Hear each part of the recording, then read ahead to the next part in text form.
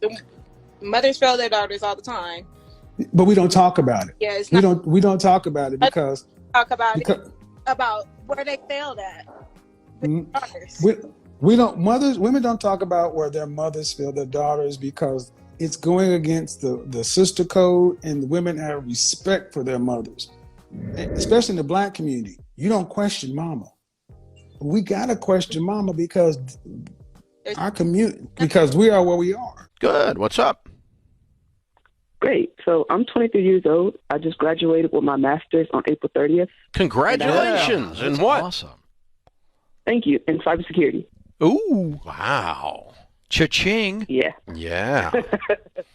You hear that sound? You hear that printing press sound in the background, folks? That's money. Yeah, she knows it too. That's the laugh of, yeah, you're right. Good for you. So, thank you. So my mother informed me that she has zero saved for retirement and expects me to take care of her during her retirement years. Ooh. Obviously, I don't want to abandon my mother. So how can I best prepare myself to take care of her when that time comes?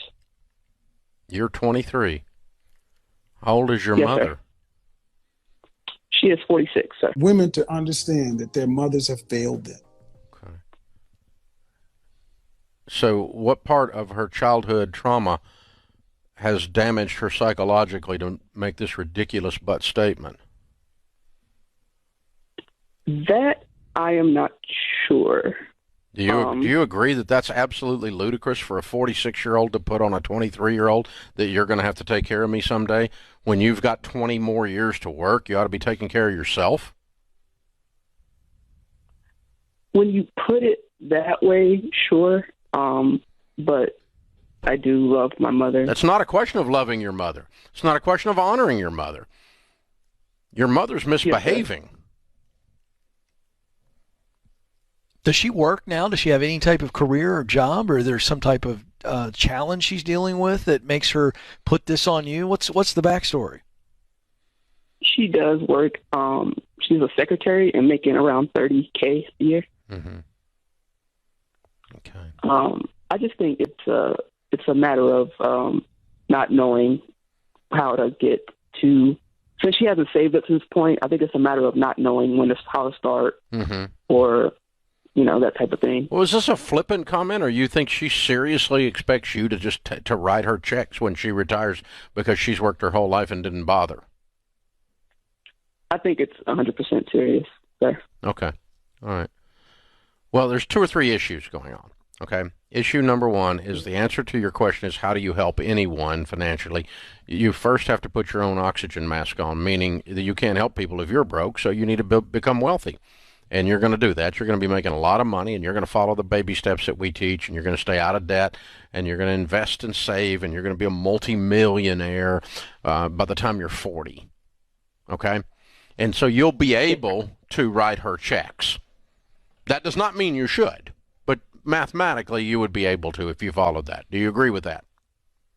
Yes, sir. Okay. Then the next part of the question for me is, how do we honor the office of motherhood? In other words, the Bible says honor your father and mother. It does not say buy them cocaine if they are a cocaine addict. That is not honoring them. And so the Bible's not suggesting that by honoring your parents you participate in their misbehavior.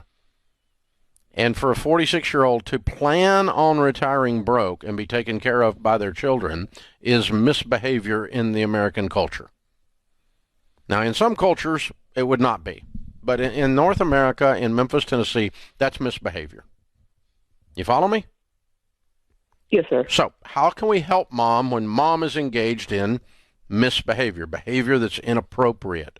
And so what I would do is this. I would say, hey, Mom, I'm going to go through this class because I'm going to start making a lot of money called Financial Peace University to learn how to handle money. And, man, I really want you to go with me. Would you go with me, Mom? And I'll pay for it.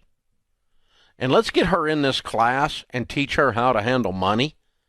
And let's get her believing, having some hope that she actually could have the dignity of controlling her own destination without depending upon her daughter. Because I got to tell you, I don't know what kind of person it is that actually feels okay about themselves when they are planning to fail and dump it on their own kids. I don't think she feels good about herself when she says that. Or she does. If she does, then somebody needs to bust her. And we can take care of either one. We can help her by busting her, or we can help her. That's right.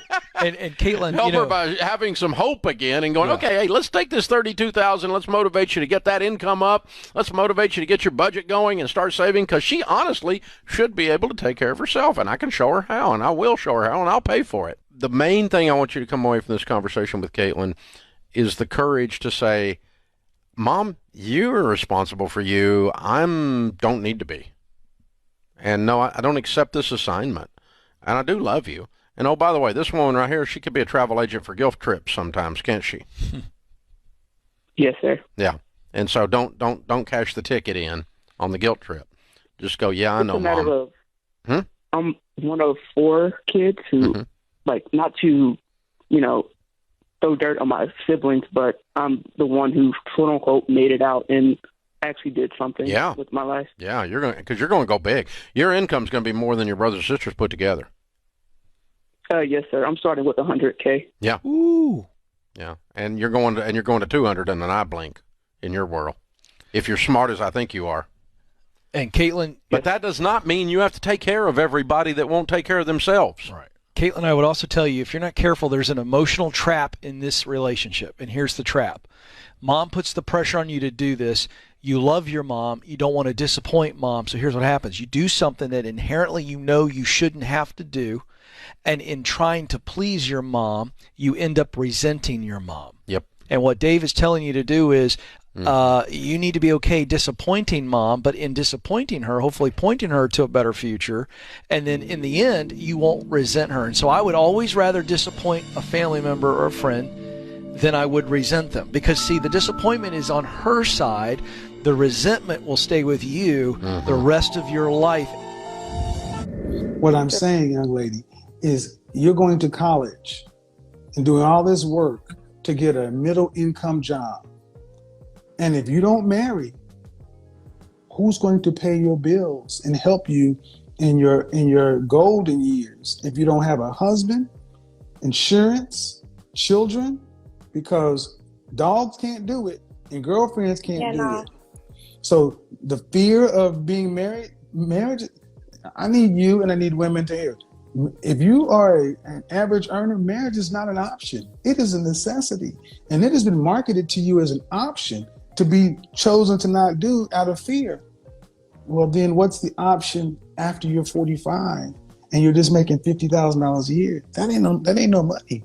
Yeah, no, it's not. So I completely agree. I believe in there needs to be a man in the house and there needs to be gender roles. I believe in all of that. It's just scary.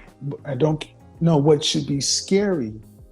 It's doing it alone. No, what should be scary is trying to live from 65 to 85.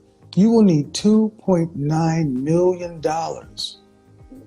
Yeah. I need you to understand how big of a number that is. Older women, older people cost more. True. Your insurance, your medications, all these things, you cost more. So what should be scary is the notion of, if I don't have a husband, then what are you going to do? Go live with your girlfriend or your sister? Because you're going to have to, and that's what's happening right now. Women are starting to end up living with other women. And I was watching your live and I said that to my friend. I was saying a lot of nowadays, a lot of people just rather roommate, and it's weird. Well, it's because you ladies are the ones that our divorce rate in our community is approaching 60%, but almost 90% of divorces in the Black community are filed by Black women.